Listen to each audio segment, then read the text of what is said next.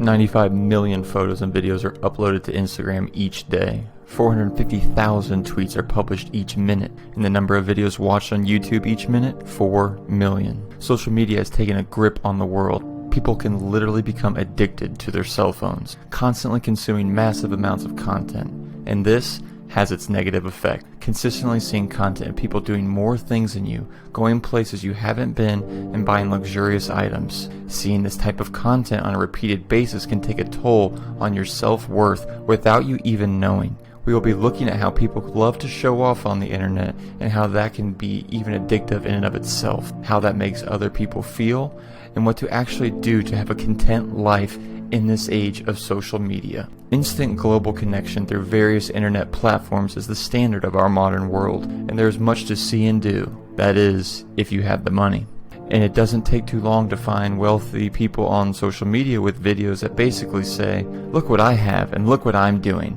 This is what success looks like. And what happens to the average person viewing these types of posts? They feel lacking. They feel like that is what a successful life looks like. We have been brainwashed by our culture that expensive cars, exotic vacations, and recognition are the definitions of happy, successful, and meaningful lives. The truth is, most of us don't fit that definition. And because we are human, we make instant judgments. Think about how often in public you make judgments about strangers based on their appearance alone in 5 seconds. The same type of process happens when we see others on the internet. We compare ourselves to them. We often feel like that we are not enough, which of course is not true. The very fact that you exist, that you are listening to this video right now and are alive is a worth celebration.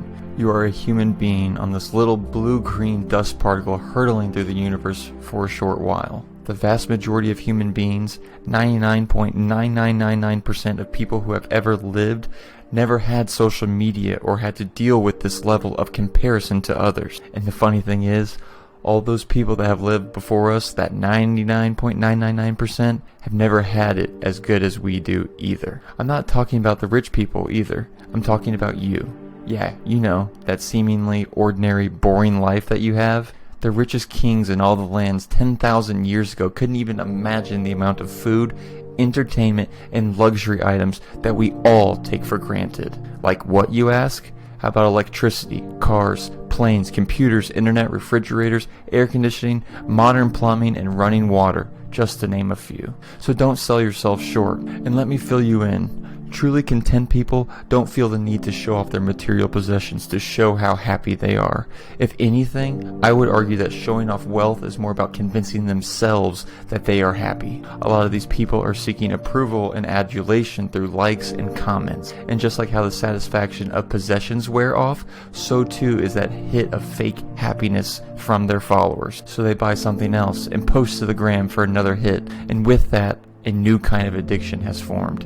Extreme consumerism coupled with attention seeking on a global stage. But trying to become happy this way is like trying to quench thirst by drinking salt water. How does this addiction often arise in the first place? That person does not have inner peace. People that have inner peace do not feel the urge to constantly seek outward praise from friends and strangers on the internet to feel good about themselves. So what does create a truly content life? If I had to sum it up to just 3 things, I would say truly content people do the following. To have a purpose, to wake up each day with a reason to get your feet out of bed, to have a few close friends and companions to love and be loved by, and to have a grateful attitude for what they already have. And in the context of this video, that last part is essential. If you have a roof over your head, some people to love and love you, food to eat, that is enough to be grateful about. And with that attitude of gratitude,